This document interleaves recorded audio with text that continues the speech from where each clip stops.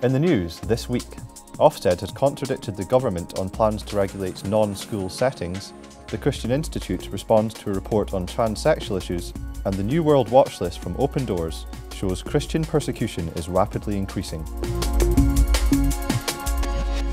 Hello and welcome to this week's news bulletin from the Christian Institute.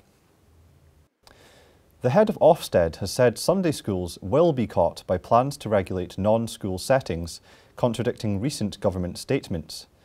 Sir Michael Wilshaw was challenged by a listener during an LBC radio phone-in when he used government concerns over unregistered schools to justify Ofsted's planned involvement. The government is seriously concerned about that and wants Sunday schools and wants madrasas and after-school clubs to be registered. That won't take a lot of time, and we will not be inspecting every one of them, but we will know that they exist. And if there are concerns, if whistleblowers do tell us that there's an issue, then we will go in and inspect. So our inspections will be proportionate. Great. I'm not happy with that at all, in fact, Mr. Wilshaw. We know that there's very little redress for institutions that are unhappy about the conduct of Ofsted inspectors, and I'm really unhappy about the idea that you could take my children away and question them without me being there because they happen to go to a holiday Bible club or a choir or a little community kids club or a mums and tots group. I don't think that's an appropriate use of Ofsted's time. Wilshaw's comments are in direct contradiction to a letter received by the Christian Institute from the Education Secretary, Nicky Morgan. Mrs Morgan's letter said the government does not want to regulate Sunday schools, the Scouts, or one-off residential activities such as a week-long summer camp. In the House of Lords, Education Minister Lord Nash echoed Mrs Morgan's position when responding to a question on whether Sunday schools or communion classes would be caught by the plans. And as far as Sunday schools are concerned, we're not proposing to regulate institutions teaching children for a short period every week, such as Sunday schools, nor one-off residential settings. We are looking specifically at places where children receive intensive education, which we think will be defined as more than 6 to 8 hours a week. 4 Conservative MPs criticised the proposals in a letter to the Daily Telegraph this week. Sir Gerald Howarth, Fiona Bruce, David Burrows and Gary Streeter said the plans could have a seriously detrimental effect on the freedom of religious organisations. The Christian Institute has warned that a new report is trying to force society to endorse transsexualism.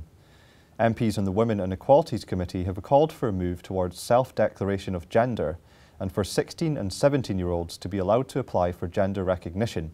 Simon Calvert, Deputy Director of the Christian Institute, said transsexual people must be respected, but that MPs shouldn't enforce agreement. Transsexual people are absolutely entitled to the same dignity and respect as anyone else. But what MPs can't do is force people to endorse transsexualism itself, which seems to be what they're talking about. They're talking about gender self-declaration, removing recognition of sex even from passports. They're talking about children even being able to change their sex.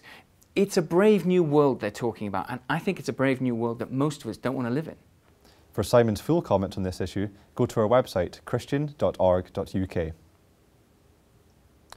4 House of Commons committee chairmen have written to the Education Secretary calling for sex education to be made a statutory subject in all primary and secondary schools in England. A letter from the chairman of the Health, Education, Home Affairs and Business Committees to Nicky Morgan MP expresses disappointment that no move has yet been made to do so. It is clear to the 4 of us that there is a need to work towards PSHE and SRE becoming statutory in all schools. We ask that you now make tackling the issue of PSHE in schools your New Year's resolution. Spokesman for the Institute, Humphrey Dobson, said that decisions about sex education must continue to be taken at the local level by teachers, parents and governors. A national curriculum for sex education would see control taken away from schools and put in the hands of those who advocate the use of material which most parents would find unacceptable. Children already face huge social pressure to be sexualised. Exposing children to explicit details about sex at an ever younger age is the wrong way to address the issue. Currently, local authority-maintained secondary schools must offer sex and relationships education, but free schools, academies and all primary schools are not required to do so.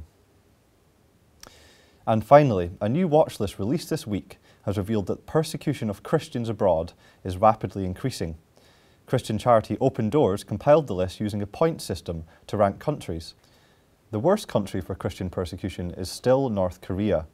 Iraq comes second, and in third place is Eritrea, nicknamed the North Korea of Africa. Open Doors highlighted the rising spread of Islamic extremism across sub-Saharan Africa and the Middle East, which is forcing millions to flee their homes. Open Doors CEO Lisa Pearce warned that there are stark consequences for real people and said we need to be part of changing the situation.